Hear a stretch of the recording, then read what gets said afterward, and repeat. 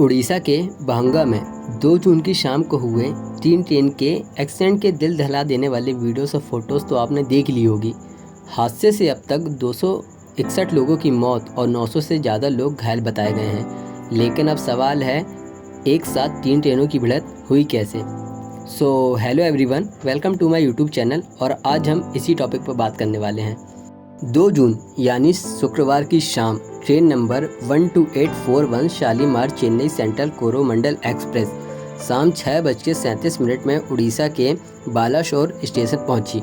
अगला स्टेशन भद्रक था, जहां ट्रेन को 7:40 पर पहुंचना था, लेकिन शाम 6:50 पर बहंगा स्टेशन के पास कोरोमंडल एक्सप्रेस मेन लाइन की जगह लूप लाइन में घुस गई और 128 किलोमीटर प्रति घंटे की रफ्तार से वहां खड़ी मालगाड़ी से टकरा गई।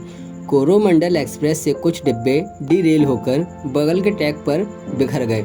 शाम करीब 7 बजे train number 12864 Bengaluru Howrah superfast express 116 kilometre प्रति घंटे की रफ्तार से बिखरे कोरोमंडल एक्सप्रेस के डब्बों से टकरा गई। इस जोरदार टक्कर से बेंगलुरु हावड़ा ट्रेन के डब्बे डीरेल हो गए।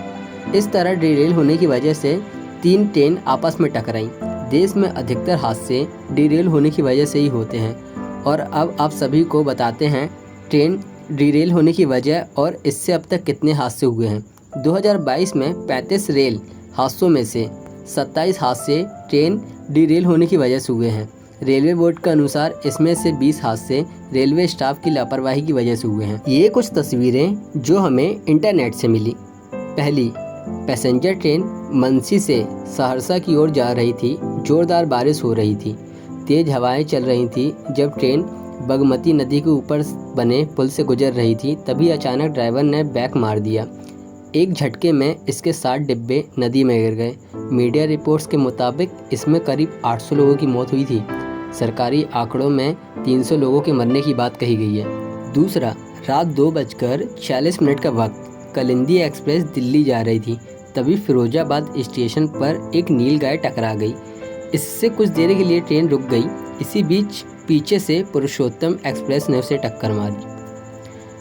इसमें करीब 400 लोगों की मौत हुई थी और 400 लोग घायल हुए थे।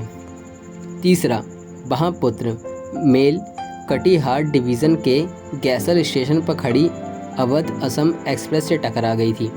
इसी हादसे में 285 से ज़्यादा लोगों की मौत हुई थी। करीब 300 लोग घायल हुए थे।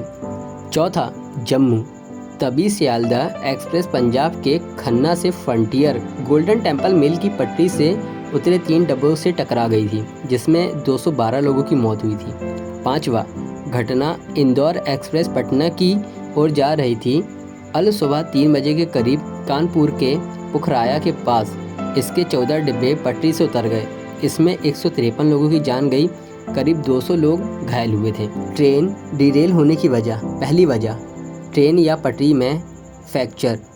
मैन्युफैक्चरिंग या इंस्टॉलेशन में डिफ़ॉल्ट, एक्सट्रीम टेम्परेचर या मेंटेनेंस की कमी की वजह से ऐसा हो सकता है। दूसरी वजह, खराब रेलवे इक्विपमेंट, पहिया, लोगोमेंट वेयरिंग, कार वेयरिंग, सस्पेंशन और रेलवे बोगी में खराबी की वजह से ट्रेन डीरेल हो सकती है। तीसरी वजह, ह्यूमन एरर यानी मानवीय भूल, जो कई कारण से हो सकती है। स्लो चलाने का सिग्नल के बावजूद ट्रेन को फास्ट चलाना, गलत सिग्नल मिलना, लोको पायलट के साथ ठीक से कम्युनिकेशन ना हो पाना, रेलवे रूल सही से फॉलो नहीं किए जाना, लोको पायलट का लंबे समय तक काम करना। और चौथी वजह है मौसम। ज़्यादा गर्मी या ज़्यादा ठंड पड़ने से ट्रेन का फैलाव कम या ज़्यादा हो सकता है, जिस वजह से भी ट्रेन डीरेल हो सकती है। ऐसा भी हो सकता है कि कोरोमंडल एक्सप्रेस बिना किसी ट्रेन से टकराए डीरेल हुई हो। इसकी 3 वजह हो सकती है: ट्रैक में फ्रैक्चरिंग, खराब रेलवे इक्विपमेंट या स्लो चलाने के बावजूद ट्रेन का फास्ट चलाया जाना। वहीं अगर कोरोमंडल एक्सप्रेस मालगाड़ी से टकरा के डीरेल हुई है तो इसका मतलब साफ है कि जिस ट्रैक पर मालगाड़ी खड़ी थी, कोरोमंडल एक्सप्रेस भी उसी लाइन पर चली गई हो। ये गलत सिग्नल लोको पायलट और कंट्रोल रूम की लापरवाही से हुआ है।